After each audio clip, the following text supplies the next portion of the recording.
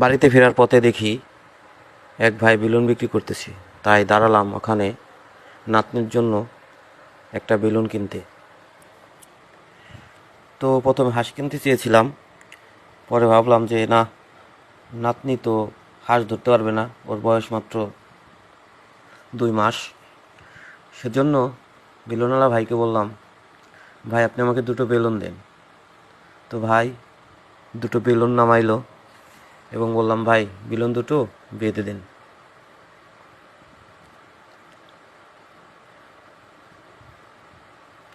আর আশেপাশ দিয়ে অনেক মানুষজন, এটা হচ্ছে মৈনট ঘাট,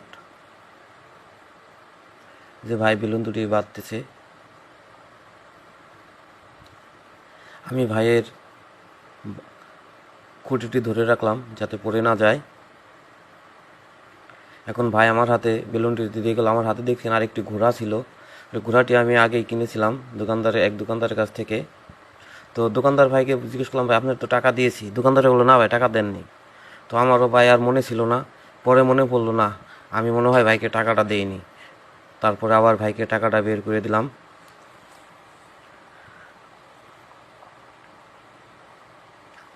ভাই হাসতে হাসতে টাকাটা নিয়ে নিল। তারপর আমিও বাড়ির দিকে রওনা দিলাম।